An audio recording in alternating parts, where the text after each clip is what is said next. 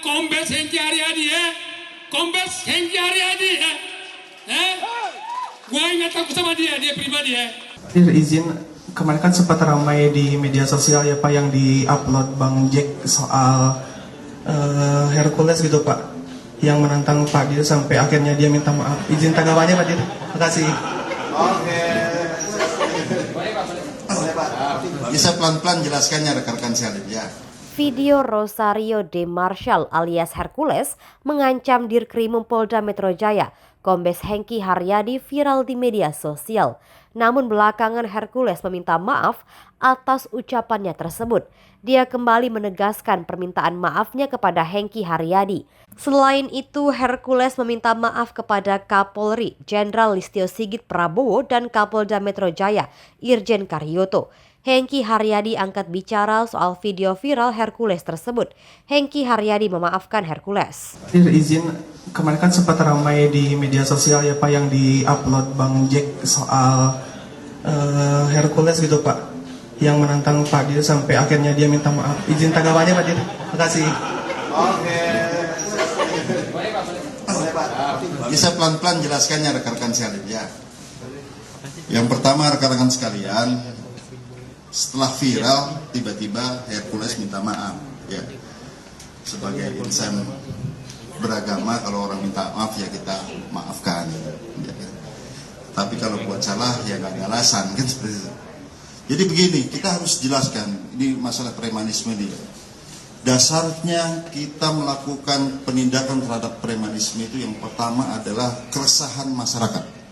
Itu ada yang namanya fenomena silent sound, suara-suara diam. Kadang-kadang mereka ini, ya, korban-korban ini menjadi korban cuma takut untuk melaporkan. Itu dari dulu seperti itu. Dan ini fenomena ini kita temukan juga di daerah-daerah. Kadang-kadang dia mencabut laporannya karena diintimidasi. Inilah ciri khas daripada aksi premanisme ini. Ya. Ini menciptakan namanya fear of crime, keresahan. Ini memang spesifik untuk premanisme. Dan kemudian untuk kasus Hercules ini perlu kami ralat ya. Dia bukan 2 kali sudah ditangkap oleh tim kami, salah ya. Sudah 3 kali. Ya, pertama kasus melawan petugas, di mana saat itu tahun 2013 ditangkap di Jakarta Barat. Kita bagi tugas saat itu Polres Jakarta Barat melakukan penyidikan kasus pemerasan, kemudian Polda Metro Jaya melawan petugas. Jadi kalau dulu masih ingat, keluar tahanan kita tangkap lagi. Nah, tahun 2018 kita tangkap lagi kasus pemerasan dan pendudukan lahan.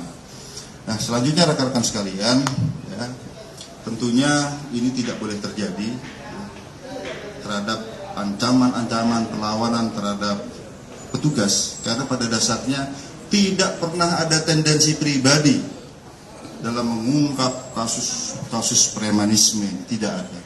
Tapi seperti tadi kami sampaikan, berdasarkan keresahan masyarakat, fakta hukum dan di sidang secara terbuka, di sana dilihat fakta hukumnya seperti apa.